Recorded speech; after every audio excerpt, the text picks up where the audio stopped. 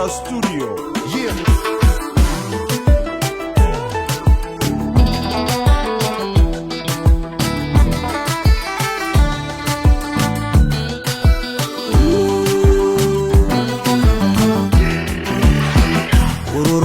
Huma galgalu arrafo ururuke huma galgalu arrafo nan ibne anike egana sharafo wanan ibne anike egana sharafo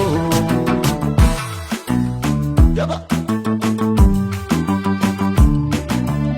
bundo sabeto akkatti wala parre